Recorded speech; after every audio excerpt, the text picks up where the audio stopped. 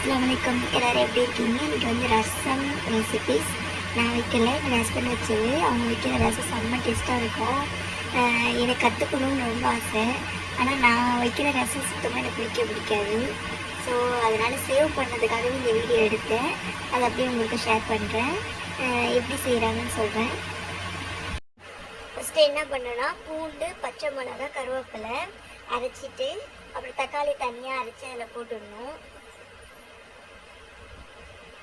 சீரகம், மிளகு ரெண்டுமே ஒரு ஸ்பூன் அரைச்சிக்கிட்டு அப்புறம் மல்லியும் கருவேப்பிலையும் போட்டுக்கிட்டோம். அடுத்ததாக வந்து பெருங்காயத்தூள் போடுறோம்.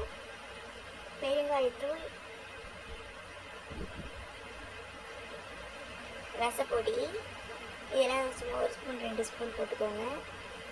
அது லாஸ்ட்டில் இருந்துச்சு, அதனால் பாக்கெட் காலி. அப்புறம் உப்பு, தேவையான உப்பு,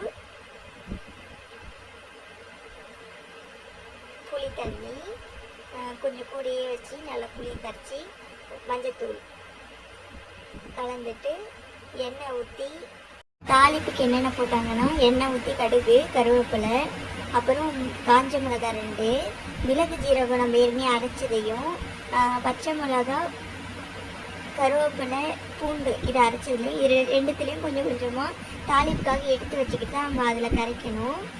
அந்த எடுத்து வச்சது இதில் போட்டு வதக்கிட்டு நம்ம கரைச்சி வச்சு எல்லா மசாலாவையும் தூக்கி அதில் ஊற்றி நல்லா கொதிக்க விடணும். ஒரு கொதி வந்ததும் உடனே நிறுத்திடணும். ரசம் ரெடி. அவ்வளோதான். செம்ம டேஸ்ட்டாக இருக்கும். எனக்கு ரொம்ப ஃபேவரேட்டு. அதுக்கு வந்து நான் தான் உருளைக்கிழங்கு செஞ்சுருந்தேன். உருளைக்கிழங்கும் சூப்பராக வந்துச்சு. அன்றைக்கி சாப்பாடு சூப்பராக இருந்துச்சு. உருளைக்கிழங்கு எப்படியும் மஞ்சத்தூள், மிளகாத்தூள், உப்பு, தண்ணி போட்டு ரெடி ஆகிடுச்சு. சப்ஸ்கிரைப் பண்ணிக்கோங்க. அஸ்ஸலாமு அலைக்கும்.